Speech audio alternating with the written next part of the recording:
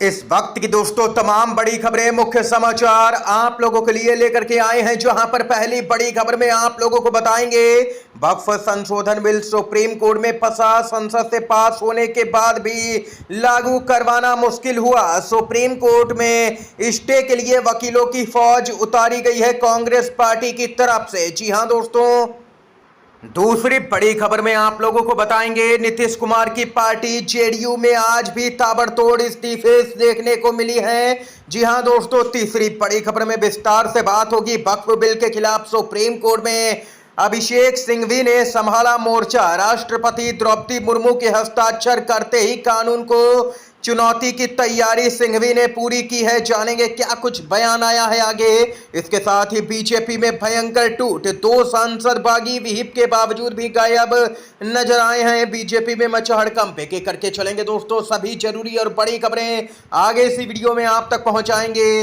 दोस्तों खबरों की तरफ बढ़ते हैं उससे पहले अगर आप लोग भी खुले तौर पर गोदी मीडिया का पूर्ण तरीके से बहिष्कार विरोध करते हैं तो अभी इस वीडियो को लाइक कीजिएगा दोस्तों, चैनल को सब्सक्राइब करके कमेंट बॉक्स में #बाइक और गोदी मीडिया जरूर ही कमेंट कीजिएगा। जो सबसे पहली और बड़ी खबर आ रही है आप लोगों को बताते चलें, अपडेट आ रही है दोस्तों। संसद में वक्फ बिल पास होने के बाद और भी सियासत बढ़ चुकी है। बीजेपी की मुश्किलें बढ़ी, लोकसभा में जोरदार आज भी हंगामा। कांग्रेस और जमीयत जाएंगे सुप्रीम कोर्ट। अभिषेक मनु सिंघवी का बड़ा बयान, बोले मुझे विश्वास है कि वक्फ बोर्ड बिल को चुनौती दी जाएगी तो न्यायपालिका इसको असंवैधानिक करार करेगी। ये यहां पर देश के जाने माने वकील अभिषेक मनु सिंघवी की तरफ से बयान आया है कि सुप्रीम कोर्ट यहां पर इसको असंवैधानिक करार देगी पूरी तरह से। इन सबके बीच में दोस्तों कृषि कानून की तरह ही वक्फ बिल को वापस लिया जाए, बोले हैं जेडीयू के एमएलसी गुलाम गौश। जी हां दोस्तों, जेडीयू में इस कदर की बगावत हो चुकी है कि नीतीश कुमार को अपनी पार्टी संभालना ही मुश्किल हो गया है। यहां पर वक्फ संशोधन बिल 2025 भले ही लोकसभा और राज्यसभा में पारित हो गया है, लेकिन इसको लेकर के सियासी खींचतान अभी भी जारी है। अब यह मामला संसद से निकल के सड़क और कोर्ट तक पहुंच चुका है। विपक्षी दल जहां इस बिल के खिलाफ में विरोध प्रदर्शन करने की बात कर रहे हैं, तो वहीं कांग्रेस ने इस बिल की संवैधानिकता, वैधता पर सवाल उठाते हुए सुप्रीम कोर्ट का रुख करने का फैसला किया है। खबर आ रही है कि कांग्रेस इस बिल के पास होने के बाद सुप्रीम कोर्ट में इसके खिलाफ में याचिका दाखिल करने की योजना बना रही है। कांग्रेस के लोकसभा सांसद सुखदेव भगत ने वक्फ संशोधन बिल को लेकर के जारी सियासी घमासान के बीच यहां पर कहा है कि हम वक्फ बिल के खिलाफ में सुप्रीम कोर्ट जरूर जाएंगे। हमने इस बिल को सुप्रीम कोर्ट में चुनौती देने का फैसला किया है। दोस्तों यहां पर जानकारी के लिए बताते चलें कि वक्फ बिल के खिलाफ में कांग्रेस के साथ ही टीएमके भी सुप्रीम कोर्ट जाएगी। कांग्रेस पार्टी वक्फ बिल को सुप्रीम कोर्ट में चुनौती देगी, वकीलों की बड़ी फौज उतारी जाएगी। कांग्रेस के महासचिव और राज्यसभा सांसद जयराम रमेश ने एक्स पर पोस्ट में इस बात की घोषणा की है। आपको बता दें कि एमके स्टालिन के नेतृत्व वाली डीएमके पहले ही यहां पर वक्फ संशोधन विधेयक की संवैधानिकता को सुप्रीम कोर्ट में चुनौती देने का ऐलान कर चुकी है। यानी कि अब सुप्रीम कोर्ट में कई याचिकाएं दायर होंगी, मामला सुप्रीम कोर्ट में सालों तक चलेगा और यहां पर तब तक ये कानून जो बनने जा रहा है मुश्किल ही है, लगता है लागू हो पाए। ये यहां पर अपडेट आई है, सुप्रीम कोर्ट अब इस कानून की संवैधानिकता पर फैसला करेगा कि ये कानून वैध है या फिर अवैध है। दोस्तों इसके साथ ही आप लोग कमेंट बॉक्स में जरूर ही बताइएगा कि आप लोग वक्फ संशोधन बिल के विरोध में खड़े हैं या फिर समर्थन में। आपकी अपनी महत्वपूर्ण राय बता सकते हैं कमेंट बॉक्स में। जो अगली अपडेट है बताते चले, नीतीश कुमार की पार्टी में जबरदस्त भूचाल आया हुआ है। नीतीश कुमार को लगा है आज तीसरा बड़ा झटका। इस दिग्गज नेता ने जेडीयू से दिया इस्तीफा, पार्टी में भूचाल। लोकसभा और राज्यसभा में लंबी बहस के बाद वक्फ संशोधन विधेयक पारित हो गया। एनडीए की सहयोगी पार्टी जेडीयू ने भी सदन में इस बिल का समर्थन किया। वक्फ संशोधन बिल पर जेडीयू के समर्थन रुख से पार्टी के कई नेता नाराज हैं। दोस्तों जेडीयू के एक और नेता ने पार्टी से इस्तीफा दे दिया है, जिससे नीतीश कुमार को अब तक तीसरा बड़ा झटका लगा है। आपको बता दें कि इससे पहले कासिम अंसारी और शहनवाज मलिक ने जेडीयू से इस्तीफा दिया था। वक्फ संशोधन विधेयक का समर्थन करने पर जेडीयू में बगावत तेज हो गई है। जेडीयू के एक और नेता मोहम्मद तबरेज सिद्दीकी अली ने पार्टी की सदस्यता से इस्तीफा दे दिया है।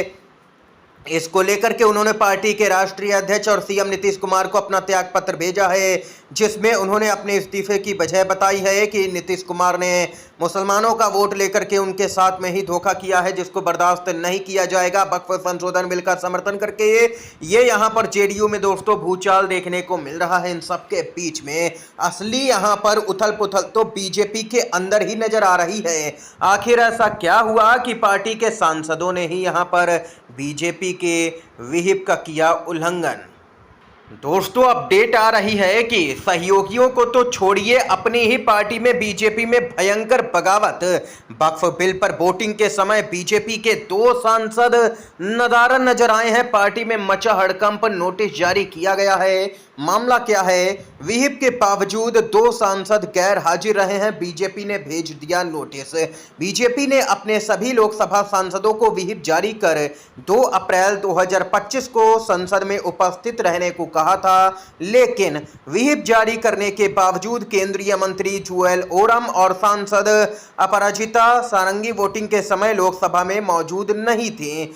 बीजेपी ने दोनों ही सांसदों से वक्फ संशोधन विधेयक पर मतदान में अनुपस्थित रहने के कारण नोटिस जारी कर स्पष्टीकरण मांगा है। इसके अलावा टीडीपी का एक सांसद भी वोटिंग के समय संसद में मौजूद नहीं था। इस घटना ने पार्टी के अनुशासन और एकजुटता को लेकर के सवाल खड़े कर दिए हैं। जहां एक तरफ इंडिया गठबंधन ने अपना एक वोट यहां पर वक्फ संशोधन बिल के यहां पर विरोध में डाला, तो वहीं एनडीए में टूट नजर आई। खुद बीजेपी और टीडीपी के सांसद ही नदारद रहे, खासकर ऐसे समय में जब विहिप जारी किया गया था और सभी सांसदों से मतदान में भाग लेने को कहा गया था। तब यहां पर बीजेपी में अनुशासन यहां पर देखने को नहीं मिला है। ये अपडेट आई है दोस्तों सामने। इसके साथ ही जो अगली बड़ी खबर है उसकी तरफ बढ़ते हैं।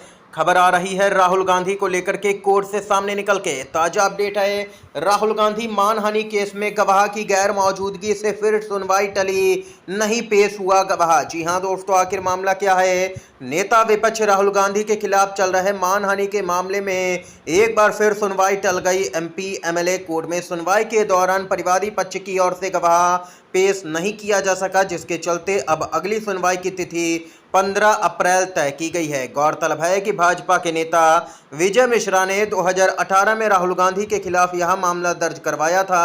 उन्होंने आरोप लगाया कि कर्नाटक विधानसभा चुनाव के प्रचार के दौरान राहुल गांधी ने एक टिप्पणी की थी जिससे वे आहत हुए। राहुल गांधी पर देश में अलग अलग जगहों पर कई फर्जी मानहानि के मुकदमे भाजपाई नेताओं की तरफ से दर्ज करवाए गए हैं। दोस्तों इन सब के बीच में जो अगली बड़ी खबर आ रही है बताते चलें। बड़ी खबर आ रही है, मणिपुर में राष्ट्रपति शासन को हरी झंडी। संसद की राज्यसभा ने दी मंजूरी। अमित शाह की अपील, शांति के लिए साथ आए। मणिपुर में राष्ट्रपति शासन को लेकर के संसद ने अपनी मुहर लगा दी है।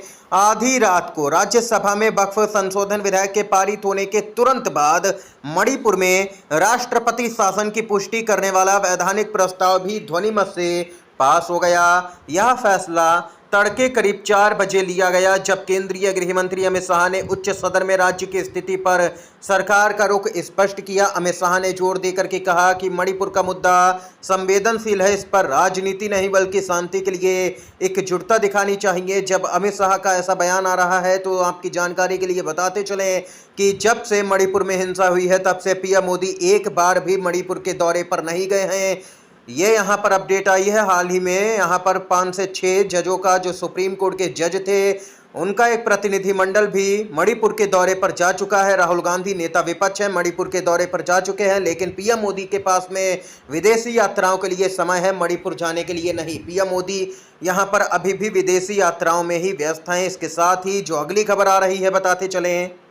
जी हाँ दोस्तों, लालू यादव ने वक्फ बिल के खिलाफ भरी हुंकार, बोले संसद में नहीं हूं वरना अकेला ही काफी था। लालू यादव ने वक्फ बिल पर बीजेपी और आरएसएस को जबरदस्त तरीके से घेरा। जी हाँ दोस्तों, वक्फ संशोधन बिल लोकसभा के बाद राज्यसभा में भी पारित हुआ। इस पर जोरदार तरीके से आरजेडी के अध्यक्ष और पूर्व मुख्यमंत्री लालू यादव ने वक्फ संशोधन बिल को लेकर के बीजेपी और आरएसएस पर हमला बोला है। लालू यादव ने सोशल मीडिया के जरिए कहा है कि अगर मैं संसद में होता तो सबको अकेले ही देख लेता। दरअसल दोस्तों लालू यादव ने सोशल मीडिया प्लेटफॉर्म एक्स पर लिखा, संघी भाजपाई नादानों, तुम मुसलमानों की जमीनें हड़पना चाहते हो, लेकिन हमने सदा वक्फ की जमीनें बचाने के लिए कड़ा कानून बनाया है और बनवाने की मदद की है। इसके साथ ही उन्होंने कहा कि मुझे अफसोस है कि अल्पसंख्यकों, गरीबों, मुसलमानों और संविधान पर चोट करने वाले इस कठिन दौर में संसद में नहीं हूं, अन्यथा अकेला ही काफ़ी था इन भाजपाइयों और संघियों के लिए। ये लालू यादव ने दोस्तों हुंकार भरी है जोरदार तरीके से। दरअसल दोस्तों बताते चलें कि इस बार आरजेडी की एक तरफा लहर नजर आ रही है बिहार के विधानसभा चुनाव में, और नीतीश कुमार ने अपनी ही पार्टी की मुश्किलें भी बढ़ा ली हैं वक्फ बिल का यहाँ पर समर्थन करके। खबर आ रही है मायावती की तरफ से। मायावती बोली, वक्फ संशोधन बिल से हम सहमत नहीं, दुरुपयोग होने पर मुसलमानों का साथ देंगे। जी हां दोस्तों, वक्फ संशोधन बिल पर बीएसपी सुप्रीमो मायावती ने कहा है कि केंद्र सरकार इस बिल को जल्दबाजी में लाई है। अगर इस बिल को समझने के लिए जनता को और समय दिया जाता तो अच्छा होता। एक्स पर जारी किए गए बयान में उन्होंने कहा कि संसद में वक्फ संशोधन बिल पर सत्ता पक्ष व विपक्ष को सुनने के बाद निष्कर्ष यही निकलता है कि केंद्र सरकार यदि जनता को इस बिल को समझने के लिए कुछ और समय दे देती तो यहाँ पर उनके सभी संदेहों को भी दूर करके इस बिल को लाती तो यह बेहतर होता। अगर मुसलमानों के साथ में अन्याय हुआ तो हम उनके साथ खड़े होंगे, ये मायावती की तरफ से ऐलान किया गया है। दोस्तों इस समय के दोस्तों यहाँ पर देख सकते हैं कि बड़ी खबर थी सामने निकल के आई, और इसके साथ ही दोस्तों ताजा खबर सीधे सुप्रीम कोर्ट से आ रही है। सुप्रीम कोर्ट ने इलेक्टोरल बॉन्ड पर दिए गए फैसले के खिलाफ दायर रिव्यू पिटीशन खारिज की है। मोदी सरकार के लिए बड़ा झटका। इलेक्टोरल बॉन्ड घोटाला जो किया गया था उस पर सुप्रीम कोर्ट ने रोक लगाई, असंवैधानिक करार दिया गया था इलेक्टोरल बॉन्ड को। ये यहाँ पर दोस्तों देख सकते हैं कि समय की सभी ताज़ा बड़ी खबरें थी, मुख्य समाचार थे जो हमने आप तक पहुँचाए। वीडियो दोस्तों अगर आप लोगों को पसंद आया हो तो लाइक कीजिएगा, इन खबरों को शेयर कीजिएगा अपने दोस्तों में, और चैनल पर अगर आप लोग नए हैं तो चैनल को सब्सक्राइब कीजिएगा। वीडियो देखने के लिए दोस्तों आप सभी का बहुत बहुत धन्यवाद। जय हिंद, जय भारत।